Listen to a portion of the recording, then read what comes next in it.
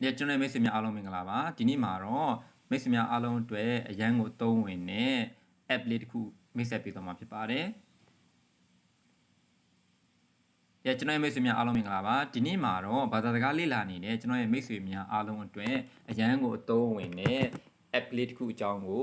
ပြပြပေးသွားမှာဖြစ်ပါတယ်ဒီ app လေးကတော့လူတော်များများစိတ်ဝင်စားပြီးတော့လေ့လာရလွယ်ကူတဲ့အရန်ကို handy ဖြစ်တဲ့ app လေးပဲဖြစ်ပါတယ်နာမည်လေးကတော့ Duolingo လို့အများသိထားပါတယ်အဲ့တော့ဒီ app လေးကဘာတွေလေ့လာလို့ရလဲဆိုရင် English ဘာသာစကားကိုလေ့လာနေတဲ့သူတွေအတွက်ပေါ့နော်မြန်မာလိုတော့မရှိသေးဘူးဒါပေမဲ့ English လို့ပြောတဲ့သူတယောက်အနေနဲ့တခြားဘာသာစကားတွေကိုလေ့လာတဲ့နေရာမှာလေ့လာလို့ရပါတယ်အဲ့တော့ Thai ဘာသာစကားအနေနဲ့လေ့လာတဲ့သူဆိုလည်းပဲ Thai စကားကိုလေ့လာလို့ရတယ်ပေါ့နော်အဲ့တော့ကိုက Thai လို့ရေးထည့်လိုက်တယ်ဆိုတာ ਨੇ အဲ့ဒီမှာကိုယ်တိုင်ကThai ဘာသာစကားပြောတဲ့သူအနေနဲ့လေ့လာလို့ရတယ်ပေါ့နော်အဲ့တော့မြန်မာတွေအတွက်ကတော့မြန်မာဘာသာစကားမရှိသေးတာဖြစ်လို့ကြောင်းမလို့ English လို့ပြောတဲ့သူနေရာမှာရွေးပြီးတော့ English ဘာသာစကားကနေတခြားကိုစိတ်ဝင်စားတဲ့တရုတ်စကားSpain စကား German စကားအဲ့ဒါတွေလေ့လာလို့ရတယ်ပေါ့နော်ဒီဘောဟာတွေကတော့ဒါ Thai ဘာသာစကားကိုပြောတတ်တဲ့သူတွေအတွက် Thai ဘာသာနဲ့ရေးပေးထားတဲ့လေ့လာစရာတွေဖြစ်ပါတယ်အဲ့တော့ဒီမှာဆိုရင်English လို့ပြောတဲ့သူအတွက် Arabic လို့ပြောတဲ့သူအတွက် Chinese လို့ပြောတဲ့သူအတွက် German French ပြောတဲ့သူတွေအတွက်ဆိုပြီးတော့လုပ်ပေးတာရှိပါတယ်အဲ့တော့မြန်မာတွေအတွက်ကတော့ for English speaker ဆိုတဲ့လေးကိုရွေးလိုက်မယ်ပြီးတော့ကိုလေ့လာခြင်းနဲ့ဘယ်ဘာသာစကားလေ့လာခြင်းနဲ့ပေါ့နော်လေ့လာခြင်းတာကိုလေ့လာလို့ရပါတယ်အဲ့တော့ Spanish လေ့လာခြင်းတာလား French လား German လား Italian လားအဲ့တော့ English ကိုမှ intermediate level English ကိုလေ့လာခြင်းနဲ့ဆိုလည်းပဲဒီမှာရွေးလို့ရပါတယ် Japanese Chinese Russian Korean Portuguese Arabic အများကြီးရှိပါတယ် Polish Arabic Greek เนาะ Danish Hindi ဒီမှာ Esperanto เนาะအရန်ကိုVietnamese အများကြီးပါပါတယ်เนาะ Hawaiian เนาะ Latin အများကြီးပါတာပေါ့เนาะလောဆယ်ကတော့ဒီ Thai စကားတို့မြန်မာစကားတို့ကတော့ဒီမှာမပါသေးဘူးပေါ့เนาะလောဆယ် Vietnam တော့ပါလာပြီပေါ့အဲ့တော့ကိုကလေ့လာခြင်းတဲ့ဘာသာစကားကိုရေးလိုက်လို့ရပါတယ်ဒီနေရာမှာတော့ English ဘာသာစကားပြောတဲ့သူတယောက်အနေနဲ့ရွေးရမှာပါဒီနေ့မှာတော့ကျွန်တော်က Spain ဘာသာစကားကိုလေ့လာမှာပြတော့ကြောင်းမလို့ Spanish ကိုရွေးလိုက်ပါမယ်ပြီးရင်တော့ continue ကိုနှိပ်လိုက်မယ်ဒီမှာဆိုရင်ကို course နဲ့ပတ်သက်ပြီးတော့လူတွေဘယ်လောက်လေ့လာနေပြီလဲ10 million လောက်လေ့လာနေတယ်အဲ့တော့ကိုကဒီဘာသာစကားနဲ့ပတ်သက်ပြီးတော့ how much Spanish do you speak ဘယ် level လောက်ထိကိုပြောနိုင်နေပြီလဲတော့အခုမှစလေ့လာမယ်ဆိုရင် I am new to Spanish ယူလို့ရပါတယ်နည်းနည်းလေး common words တွေသိထားတယ်ဆိုရင်တော့ I know some common words I can have basic conversations I can talk about various topics I can discuss most topics in detail ဆိုပြီးတော့ကို level နဲ့ကိုက်ညီတာကိုရွေးချယ်လို့ရပါတယ်အခုမှစလေ့လာမယ်ဆိုလို့ဆိုရင်တော့I am new to Spanish ကိုရွေးပြီးတော့လေ့လာလို့ရပါတယ်ပြီးရင် continue ဆက်ပြီးတော့တွားပေးလိုက်ပါအဲ့တော့ကိုကစကားလုံးနည်းနည်းသိရဆိုတော့ I know some common words ကိုနှိပ်လိုက်ပါအဲ့တော့ကျွန်တော်ကတော့I am new to Spanish ဆိုတာကနေစပြီးတော့ပဲလေ့လာခြင်းနဲ့ကိုဘယ်လောက်ပဲလေ့လာခဲ့ဒီ app ထဲမှာကိုမသိတာတွေရှိမယ်အဲ့အတွက်အစအနေပြီးပြန်လေ့လာတဲ့သဘောမျိုးပေါ့နော် continue နှိပ်ပြီးပါဆိုတော့ okay we will start fresh ဆိုပြီးတော့ပေါ်လာပါတယ်အဲ့တော့ why are you learning Spanish ကိုဘာကြောင့်လေ့လာချင်တာလဲဆိုတာကိုဒီမှာသူမေးလာတာပေါ့နော် just for fun လား connect with people လား boost my career လားအဲ့တော့ကျွန်တော်ကတော့လူတွေနဲ့ဆက်သွယ်ပြောဆိုဖို့အတွက်လေ့လာမှာဖြစ်တယ်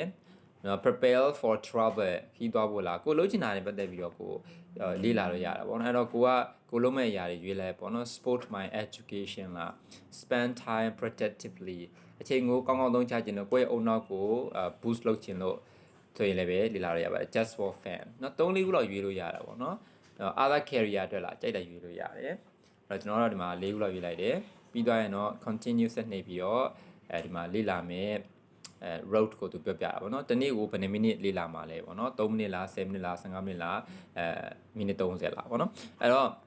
serious learner အနေနဲ့ဆိုတော့15မိနစ်လောက်သူကလေ့လာဖို့အကြံပေးတယ်ပေါ့เนาะအဲ့အတွက်ကျွန်တော်ကတော့serious learner ဖြစ်အောင်ကြိုးစားမှာဖြစ်တဲ့ကြောင့်မလို့15မိနစ်လေ့လာမယ်ပေါ့နော် I am committed ဟုတ်တဲ့အဲ့တဲ့တင်းကို15မိနစ်လေ့လာမယ်ဆိုပြီးတော့ဟိုကဂရိပေးရတာပေါ့နော် committed နေလိုက်ပါမယ်ပြီးတော့ရင်တော့ that's 75 words in your first week တော့ပထမဆုံးတစ်ပတ်မှာပဲเนาะစကားလုံးပေါင်း85ခုရလာမယ်เนาะ step ပြီးတော့ try ကြည့်မယ်ပေါ့နော် I cheer you on from your home screen အဲ့တော့ကိုရဲ့ screen မှာတကယ်လို့ကိုက ချိုင်းကိုလေးလာမယ်ဟာမေ့နေတယ်ဆိုရင်ဒီမှာဘယ်လိုမျိုးလေးလာရမလဲဘာလေးလာပြီးသွားပြီလဲမလေးလာသေးဘူးလားလှန်သတိပေးတဲ့သဘောမျိုးပေါ့နော်သူ screen မှာပြပေးပါမယ်ပြီးရင်တော့ home screen မှာ add လာထားလိုက်ပေါ့နော်ဒါ home screen မှာပေါ်နေလိမ့်မယ်အဲ့တော့ here's what you can achieve in 3 months 3လမှာကိုဘာတွေရမလဲဆိုတော့သူပြောပြပေးတာပေါ့နော်တော့တခြားသူတွေနဲ့ confidence ရှိနဲ့စကားတွေပြောနိုင်လာမယ်ပြီးတော့ရင်တော့စကားလုံးတွေ build up your vocabulary develop a learning habit စာလေးလာတဲ့ learning habit တွေအများကြီးရလာမယ်ဒီရှင်းပြထားတာပေါ့နော် one more thing how did you hear about Duolingo အဲ့ဒါသူကမေးချင်တာဘယ်ကနေတည်လာလဲပေါ့နော်အဲ့တော့ကျွန်တော်ကတော့ဒီ friends တွေကတစင်ပေါ့နော်တကယ်ချင်းတွေကတစင်တည်လာမလို့ friends တူရွေးလိုက်ပါမယ်အဲ့တော့ကိုဒေနာတည်တဲ့ဆိုကိုပွင့်နေရေးပြီးလို့ရပါတယ်and နောက်ဆုံးတစ်ခုကတော့ now let's find the best place to start စပြီးတော့လေ့လာဖို့အကောင်းဆုံးနေရာကြည့်မယ်ပေါ့နော်ဆိုတော့ learning Spanish for the first time ပထမဆုံးစလေ့လာတဲ့သူတွေတော့ recommend ပေးတာတော့ start from scratch လို့သူကပေးထားတယ်တော့ already know some Spanish let's find your starting point အဲ့တော့ Spanish ကနည်းနည်းသိထားတဲ့သူတွေဆိုရင်တော့ starting point ကဘာမှရှိတယ်ဆိုတာကိုသူပြောပြပေးပါမယ်အဲ့တော့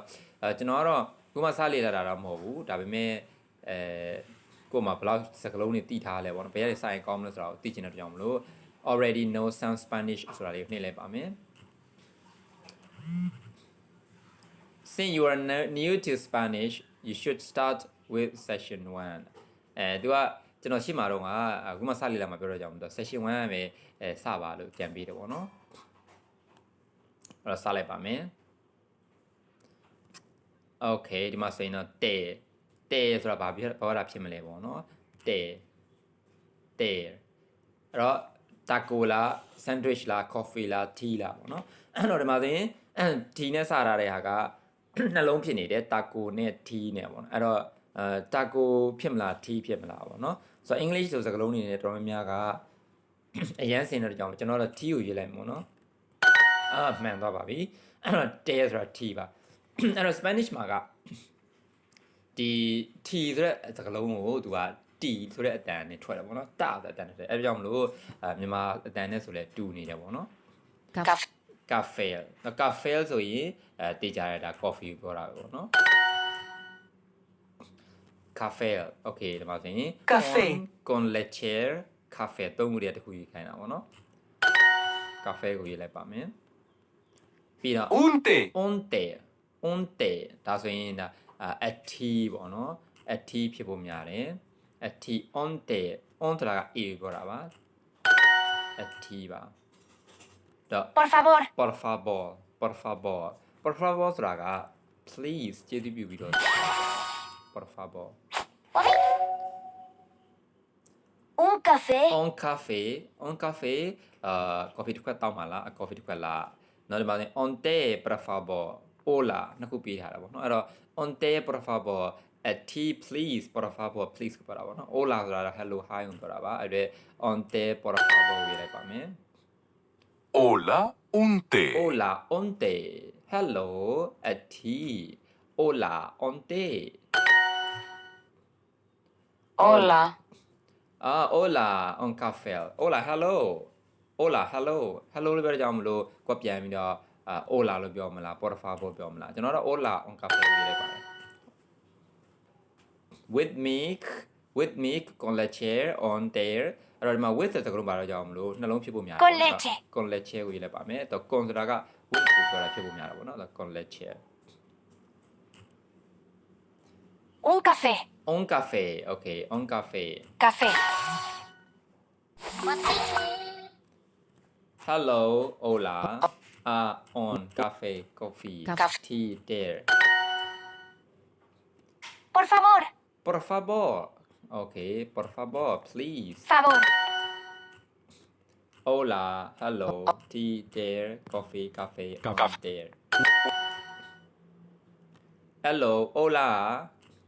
hola un café a coffee hello coffee အဲ့တော့ဒီကိုလေးလာတဲ့ဟာ15မိနစ်လို့ပြောပေမဲ့ကိုလေးလာမြန်သလားသူကချိန်7မိနစ်လောက်နဲ့ပြီးသွားတာပေါ့နော်အဲ့တော့ claim ကိုနှိပ်လိုက်မယ် nice job you let build a habit of practicing every day နေ့တိုင်း လေ့ကျင့်ပေးပါပေါ့နော်ဒီလိုမျိုးလေးပြောပြီးတာနော်ကိုယ့်ရဲ့ day 1ကိုဒီလိုမျိုးလေးမှတ်တမ်းလေးတင်ထားတယ် Sunday မှာလေ့လာခဲ့တယ်ပေါ့နော်ဆိုတော့ဒါလေးပါပဲတော့ comment လုပ်လိုက်မယ်အဲ့တော့ကိုဘယ်လောက်လေ့လာမလဲပေါ့နော်ရက်100လေ့လာမယ်ရက်50လေ့လာမယ်ကျွန်တော်ကတော့ဒီရှည်လေ့လာဖို့စဉ်းစားရအောင်မလို့ရက်50ရွေးလိုက်မယ်အဲ့တော့ point နေနဲ့သူအများကြီးပေးတယ်ပေါ့နော်ဒီတိုင်းတော့လေ့လာဖို့လိုတယ်မလေ့လာဆိုရင်တော့ point နေပြန်ဖြုတ်ခံရပါပေါ့နော်အဲ့တော့ create profile ကိုထည့်ချင်လားဒါမှမဟုတ်နောက်မှထည့်မလားကိုယ့်ဘာကိုစဉ်းစားပါပေါ့နော်โอเคဒါဆိုရင် level တစ်ခုတရက်စာပြီးသွားပါပြီအဲ့တော့ဒီ software လေးကကိုယ့်အတွက်အရန်လဲrelax ဖြစ်တယ်စားလဲအများကြီးမများဘူးအဲ့အတွက်ဖြည်းဖြည်းချင်းဒီလေ့လာခြင်းတဲ့သူတွေအတွက်ဆိုရင်တော့ဒီ app လေးကို comment ပေးပါတယ်အဲ့တော့တကယ်လို့ကိုကfree version နဲ့ပဲသုံးနေတယ်ဆိုရင်တော့ free ဒီလိုမျိုးလေးလေ့လာရသလိုကြော်ညာတွေခဏခဏမဝင်မဲနဲ့เนาะ percent ပေးပြီးတော့ဝယ်ပြီးတော့သုံးမယ်ဆိုရင်တော့ကြော်ညာတွေခဏခဏမဝင်မဲနဲ့เนาะ premium version နဲ့ဝယ်သုံးလို့ရပါတယ်အဲ့တော့ဒီမှာ Spanish အပြင်တခြားဘာသာစကားတွေလည်းလေ့လာရတဲ့ကြောင့်အရန်ကို convenience ဖြစ်ပါတယ်ကားပေါ်မှာကားစီးနေပဲဖြစ်ဖြစ်ခြားတဲ့နေရာကိုသွားရင်းနေပဲဖြစ်ဖြစ်game လေးဆော့လို့ဖြစ်သူကိုယ့်အတွက်လည်း motivate ဖြစ်စေပါတယ်အဲ့တော့ကျွန်တော်တို့ဒီ software လေးကိုဘာသာစကားလေ့လာဖို့အတွက်သုံးပြီးဖို့ recommend ပေးချင်ပါတယ်အားလုံးပဲbye bye ပါ see you ပါ